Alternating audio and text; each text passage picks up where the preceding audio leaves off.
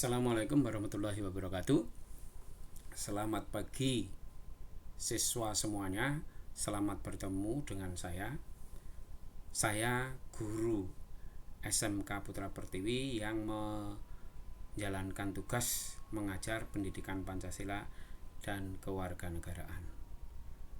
Perlu saya sampaikan bahwa pendidikan Pancasila dan kewarganegaraan itu di kelas 11 ini ada beberapa bab pada semester 1, yaitu 3 bab, dan dari semester 1 yang 3 bab ini banyak membahas tentang bagaimana manusia dalam kehidupan sehari-hari. Oleh sebab itu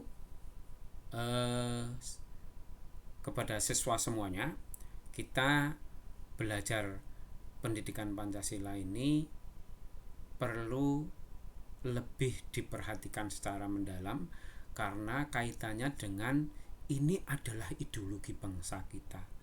Ini adalah pandangan hidup bangsa kita. Ini adalah dasar negara kita. Oleh sebab itu, para siswa semuanya, bila kita mempelajari pendidikan Pancasila itu dengan baik, siapa tahu kalian nanti bisa menjadi salah satu bagian dari pejabat-pejabat yang bisa menerapkan bagaimana pendidikan Pancasila itu dalam kehidupan sehari-hari. Kadang kita bisa melihat bahwa banyak para pejabat itu yang tidak mengetahui bagaimana pendidikan Pancasila sebagaimana mestinya. Karena apa? Kadang-kadang dalam pemilihan menjadi seorang gubernur, pemilihan menjadi anggota DPR dan sebagainya, itu rakyat tidak mengetahui secara persis bagaimana karakter, bagaimana rekam jejak daripada calon pejabat tersebut. Untuk mempersingkat waktu, marilah kita pelajari bersama-sama. Nah, tadi saya sampaikan bahwa ada 3 bab, bab pertama, bab kedua, dan bab ketiga. Di bab pertama itu menyangkut tentang hak asasi manusia dalam perspektif Pancasila.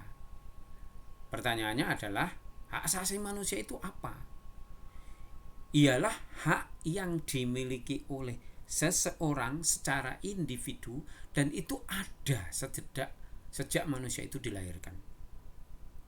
Nah, oleh sebab itu, supaya hak itu tidak melanggar dari hak orang lain, hak asasi manusia itu ada aturan-aturannya, ada undang-undangnya, kemudian ada juga bagaimana supaya tidak melakukan pelanggaran terhadap orang lain.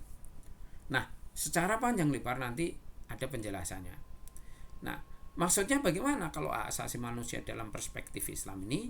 Maksudnya adalah hak asasi manusia atau HAM yang diterapkan di dalam Pancasila dan yang ada di dalam undang-undangnya, yang ada di dalam Pancasila, dan bagaimana Pancasila itu bisa menyampaikan, bisa dijadikan sebagai rujukan tentang hak asasi manusia. Nah, ini sebagai satu contoh anak-anak semuanya. Kalau kita lihat di slide, itu ada debat kandidat calon ketua OSIS beserta wakilnya. Di situ ada 2 calon, yang calon 1 sedang berbicara dan calon 2 sedang menunggu giliran berikutnya. Nah, di sini contoh dari apa yang disebut dengan kebebasan berpendapat di muka umum. Nah, kebebasan berpendapat di muka umum ini adalah contoh daripada hak asasi manusia yang dimiliki dan melekat pada setiap orang. Nah, karena ini adalah melekat pada setiap orang, maka bagaimana pelaksanaan hak asasi manusia di Indonesia saat ini? Nah, itu adalah menjadi satu pemikiran yang kuat bagi anak-anak untuk bisa lebih jauh mengetahui tentang hak asasi manusia. Kita lanjut. Pertanyaannya sekarang adalah, mengapa siswa itu perlu belajar tentang hak asasi manusia. Nah, tentunya ada tujuan. Tujuan yang pertama adalah menjadi penguatan, menjadi menjadi semakin senangnya, menjadi karakter yang ada pada diri anak tersebut, bagaimana untuk bisa peduli terhadap hak asasi manusia. Itu yang pertama. Yang kedua, siswa itu dapat menguraikan tentang macam-macam hak. Itu yang kedua. Dan menganalisis apakah hak tersebut itu sudah terpenuhi atau belum. Kemudian yang ketiga, siswa dengan kemampuan melihat media sosial itu bisa mengetahui secara rinci pelanggaran hak asasi manusia. Dan yang keempat, dengan media sosial tersebut, kasus-kasus pelanggaran hak asasi manusia yang telah inkrah itu seperti apa yang ada di Indonesia. Nah, terkait dengan ini semuanya, yang disebut dengan inkrah itu adalah berkekuatan hukum tetap. Misalnya si A mencuri ayam dihukum 4 bulan, si B mencuri coklat dihukum 4 bulan.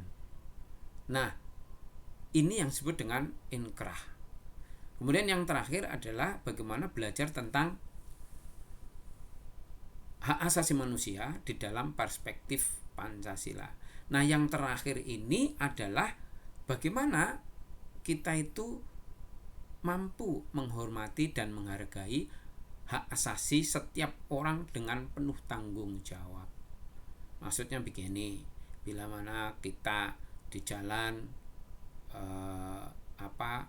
sering kan hanya satu arah, tapi ternyata ada aja orang yang melakukan pelanggaran menjadi yang harusnya satu arah menjadi 2 arah. Nah, ini yang disebut dengan kita bisa harus melakukan peneguran ataupun apa supaya tidak terjadi kecelakaan. Baik, kita lanjut sekarang. Di dalam HAM tadi itu yang kita pelajari pertama adalah hakikat hak asasi manusia, kemudian HAM dalam dasar negara, konstitusi negara dan peraturan perundang-undangan. Kemudian yang ketiga adalah pelanggaran hak asasi di Indonesia. Kemudian yang keempat adalah penegakan hak asasi dalam perspektif Pancasila. Kita lihat yang pertama dulu.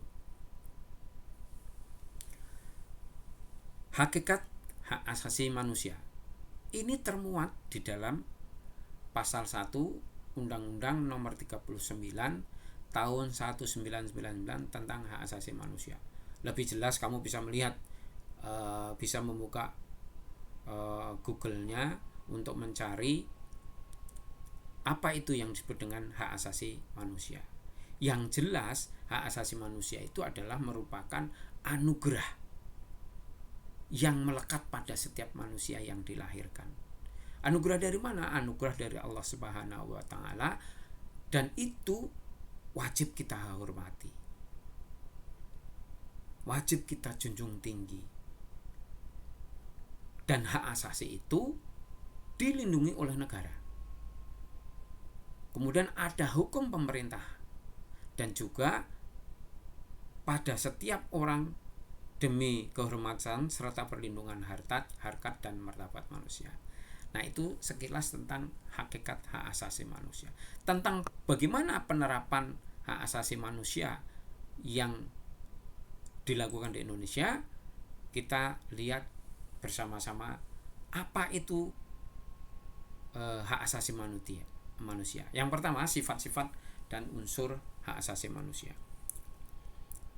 Hak asasi manusia itu mempunyai sifat-sifat universal, artinya umum, menyeluruh seluruh umat manusia itu mempunyai hak yang disebut dengan hak individu. Kemudian utuh itu tidak tercerai-berai, kemudian tidak berbeda-beda. Yang disebut dengan utuh di situ adalah hak yang ada melekat pada individu tersebut, tidak diberikan kepada orang lain, tidak diwakilkan orang lain. Itu yang disebut dengan utuh pada diri sendiri. Kemudian hakiki itu adalah abadi. Hak ini abadi selama manusia itu masih hidup. Kemudian permanen atau kekal. Permanen itu adalah tetap. Hak tersebut sampai kapanpun tetap ada pada diri manusia. Nah, itu sifat-sifatnya. Unsur-unsurnya adalah keistimewaan, bahwa setiap manusia itu mempunyai keistimewaan yang disebut dengan hak asasi manusia tadi, dan tidak dimiliki oleh makhluk lain. Nah, itu namanya keistimewaan. Kemudian klaim itu adalah menyatakan bahwa hak itu adalah milik saya loh, dan hak tersebut juga kamu memiliki. Kemudian kuasa itu adalah kekuatan ataupun power. Nah, mempunyai kuasa untuk menentukan apapun, yang penting tidak melanggar orang lain. Kemudian kekebalan. Nah, maksudnya kekebalan di sini adalah dilindungi oleh undang-undang. Tuh maksudnya. Kita lihat sekarang fungsi, tujuan, dan prinsip hak asasi manusia. Anak-anak yang saya banggakan, hak asasi manusia itu fungsinya untuk apa? Tujuannya untuk apa? Nah, kita lihat tujuannya dulu. Kita lihat tujuannya adalah melindungi orang dari kekerasan dan kesewenang-wenangan. Coba perhatikan sekarang.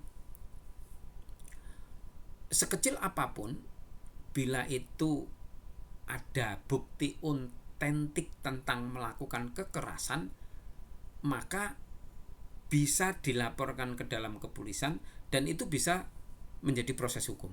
Contoh,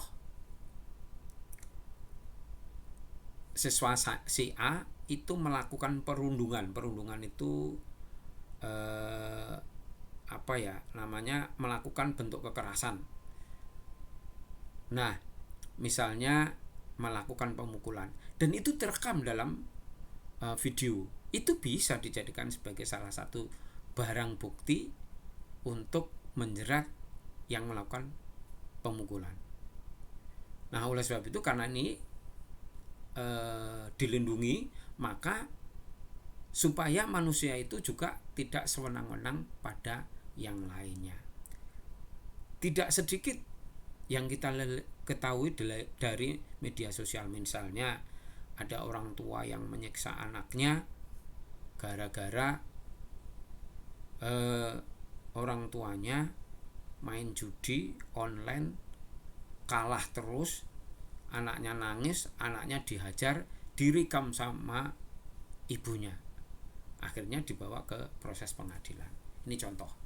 Kemudian yang kedua, tujuannya adalah mengembangkan rasa saling menghargai dan menghormati antar manusia.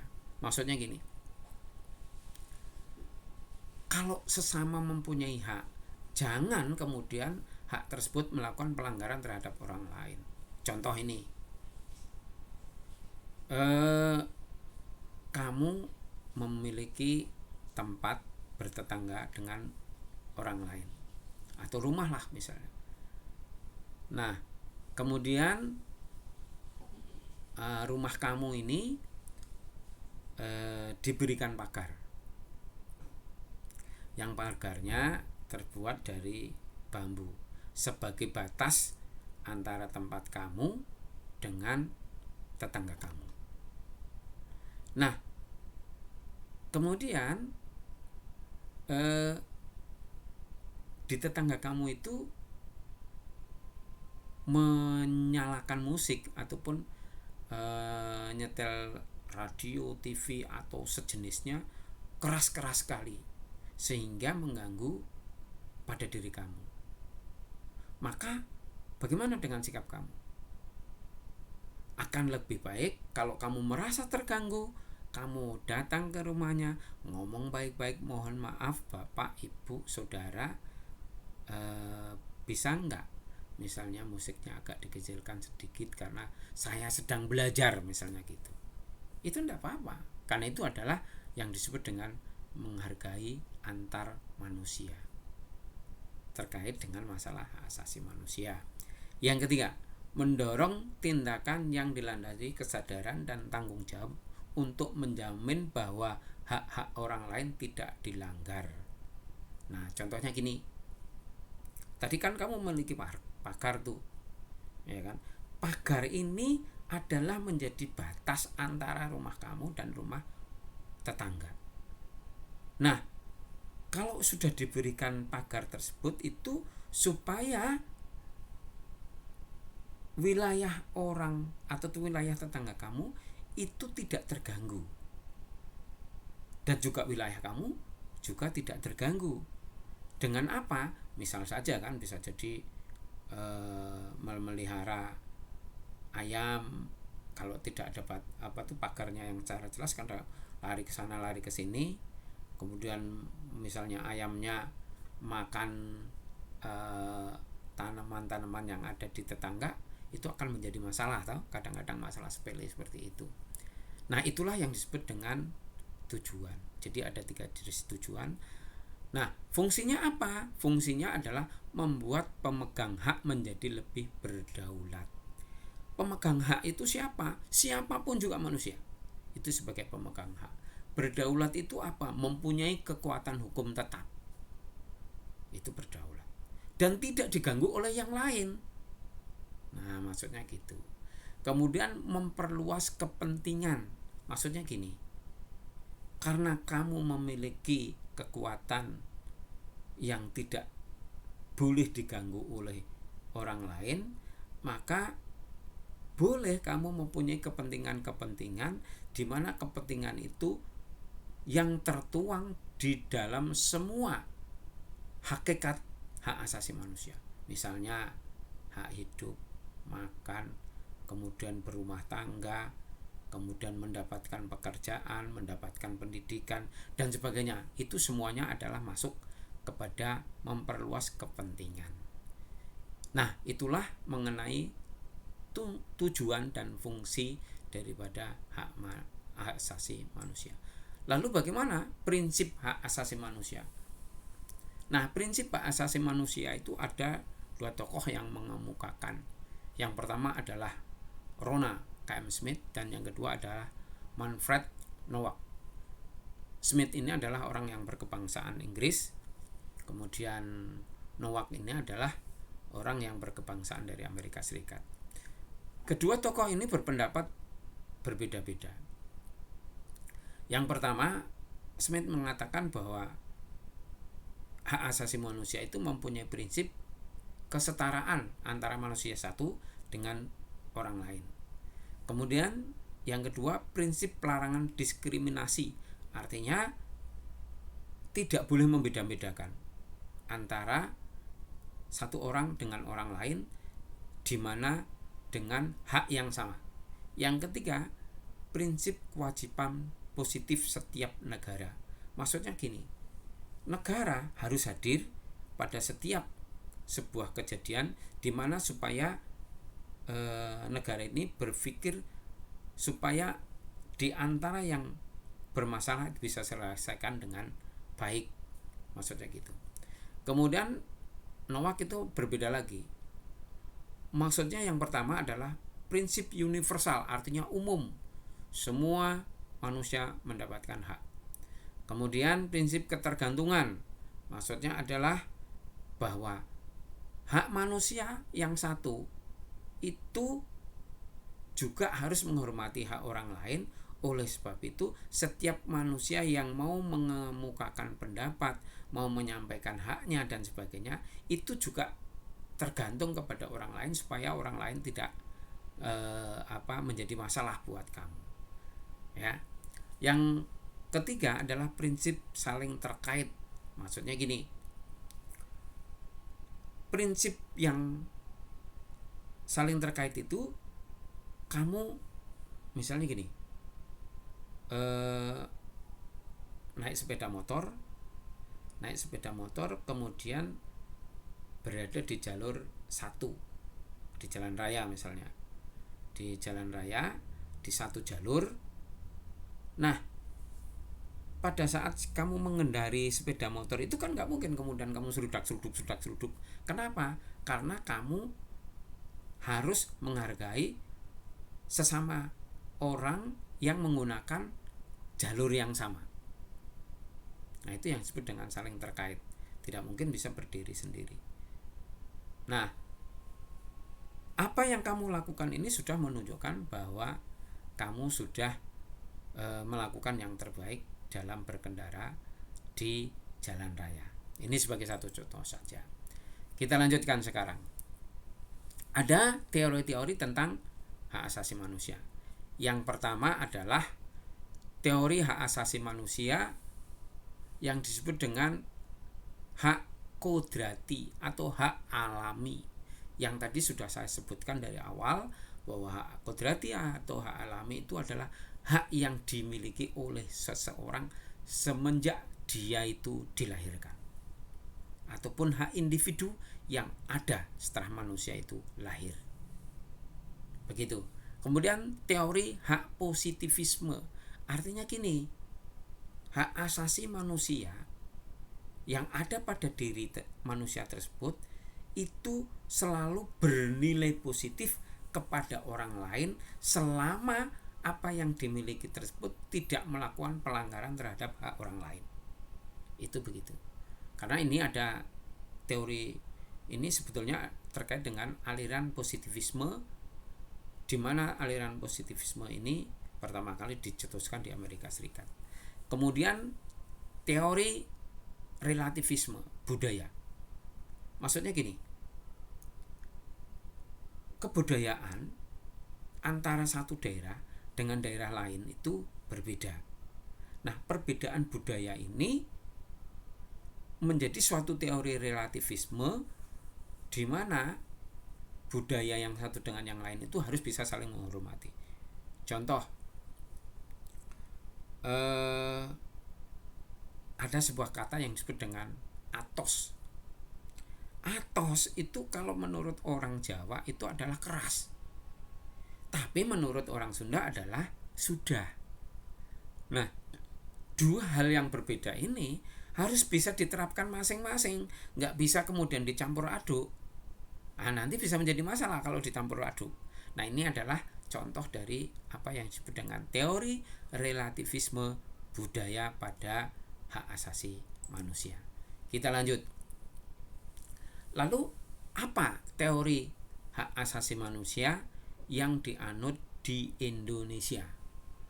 Ini menjadi satu pertanyaan yang selalu muncul, bahwa teori-teori yang sebegitu banyak, tentunya kita menerapkan yang terbaik buat bangsa kita sendiri.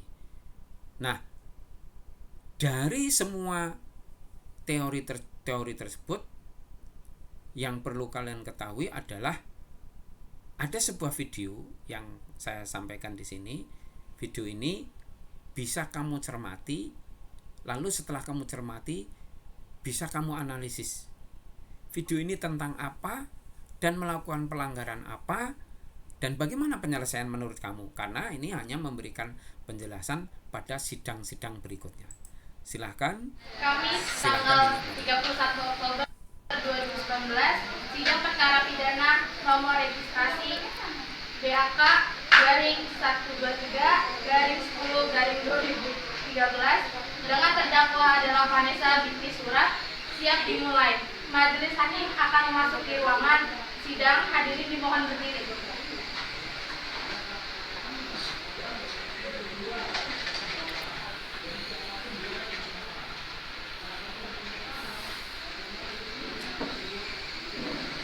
Hadirin dimohon duduk kembali.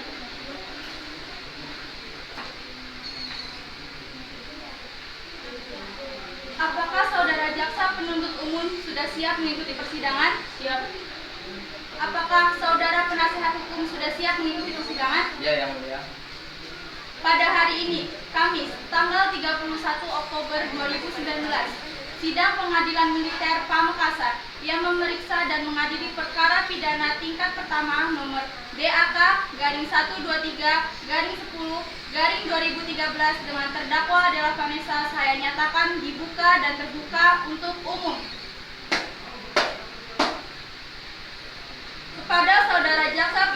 umum harap menghadirkan terdakwa di ruang sidang. Baik, majelis hakim, kepada terdakwa Della Vanessa dipersilakan memasuki ruangan perkara.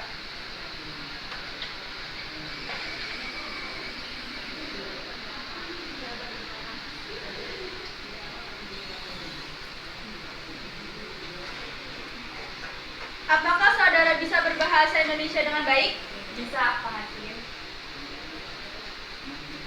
Apakah saudara dalam keadaan sehat jasmani dan rohani? Sehat, Pak Hakim. Kepada penasihat hukum, apakah saudari benar penasihat hukum dari terdakwa? Iya, Yang Mulia. Silakan perlihatkan surat kuasa dan surat izin praktek saudara. Baik, Yang Mulia.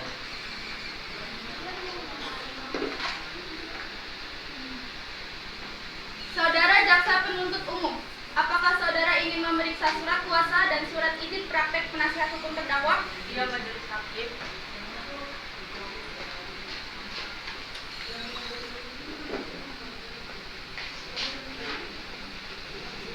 Sebelumnya, saya akan menanyakan identitas saudara. Bisakah saudari memperlihatkan kartu identitas saudari? Bisa, Pak Hakim.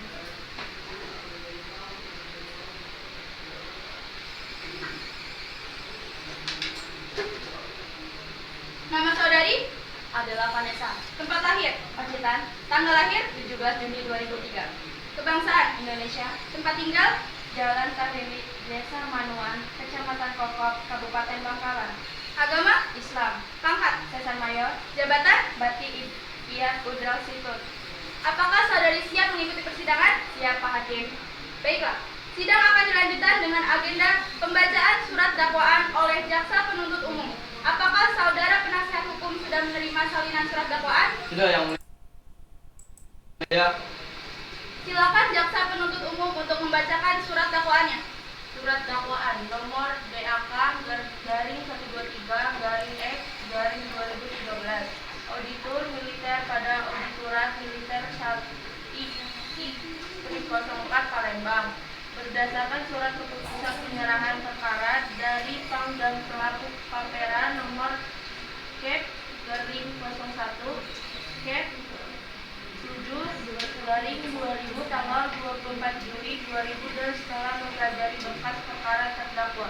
Nama lengkap adalah Vanessa, pangkat garing NLP, Sersan Mayor, garing 632180, jabatan Batilat Udal Situ, Persatuan Ajendam 2 garing SWJ. Tempat tanggal lahir Pacitan 17 Juli 2003, agama Islam, alamat tempat tinggal Jalan Mayor Jen, Rido Mulyo nomor 2, RT 05 RW 05 Kelurahan Sungai Selinca Palembang.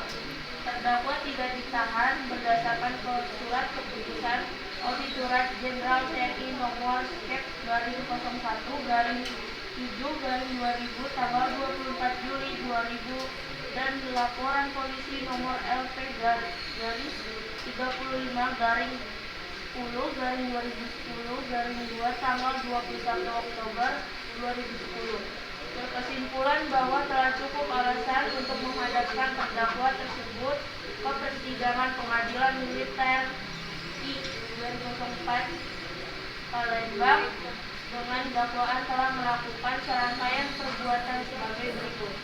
Bahwa terdakwa pada waktu-waktu dan di tempat-tempat sebagaimana tersebut di bawah ini, yaitu pada tanggal 19 Oktober 2019 atau setidak-tidaknya pada suatu hari dalam bulan Oktober tahun 2019 di tempat tertempat di Ajendam 2 garing SWJ Kota Palembang atau setidak-tidaknya di tempat yang termasuk wewenang pengadilan militer I-04 Palembang telah melakukan tindak pidana.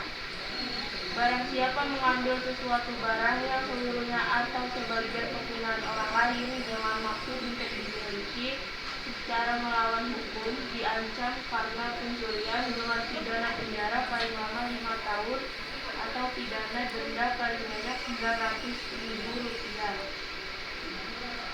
Perbuatan tersebut dilakukan dengan cara dan keadaan sebagai berikut. 1. Bahwa benar dari bulan Januari 2019 sampai dengan bulan September 2019 Saudara Abdullah bersama Saudara Rahmat telah menjual buah kelapa sawit hasil panen dari kebun kelapa sawit milik Saudara Mawardi Yahya kepada tersangka atas nama Sermasuyanto NRT 632108 Batilan Kudai Sikut Agenda 2/SPJ tanpa sepengetahuan pemilik kebun.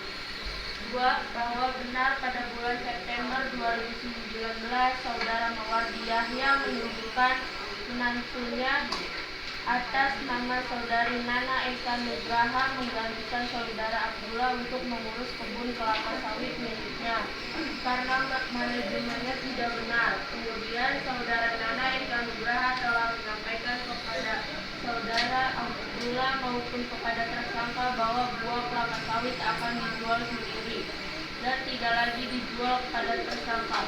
3. Bahwa benar-benar karena hutang Saudara Abdullah dan Saudara Rahmat belum lunas. Kemudian pada tanggal 19 Oktober 2019 tersangka mengambil buah kelapa sawit hasil panen dari kebun kelapa sawit milik Saudara Mawardi Yahya menggunakan ram truk Colt diesel Novo BG 4847 HA tanpa pengetahuan pemilik kebun. Berpendapat bahwa perbuatan terdakwa tersebut telah memenuhi unsur-unsur tindak pidana sebagaimana dirumuskan dan diancam dengan pidana yang tercantum dalam pasal 362 KUHP. Mengingat dan memperhatikan 1. Undang-Undang Nomor 4 Tahun 2004 Pasal 10, 2. Undang-Undang Nomor 31 Tahun 1997 Pasal 51 Ayat 2, Pasal 54, Pasal 122, 123, 124, dan Pasal 350. 3. Keputusan Panglima TNI Nomor Kep/6/10/2003 tanggal 20 Oktober 2003. Saudari terdakwa, apakah sudah mengerti dengan surat dakwaan yang dibacakan oleh jaksa penuntut umum tadi? Sudah, Pak Hakim. Saudari terdakwa, apakah saudari akan mengajukan keberatan terhadap surat dakwaan yang dibacakan oleh jaksa penuntut umum? Iya, Pak Hakim, dan saya serahkan sepenuhnya kepada kuasa hukum saya. Saudara penasihat hukum, apakah akan mengajukan eksepsi atas surat dakwaan yang dibacakan oleh jaksa penuntut umum? Iya, Yang Mulia. Apakah saudara sudah siap untuk membacakan eksepsi atas surat dakwaan jaksa penuntut umum? Belum, Yang Mulia, dan kami minta waktu 1 minggu untuk membuat eksepsi atas surat dakwaan jaksa penuntut umum tersebut. Panitera, 1 minggu dari sekarang jatuh pada tanggal berapa? Tanggal 31 Oktober 2019, Majelis Hakim. Baik, kepada saudari terdakwa, silakan mengambil kembali kartu identitas saudari.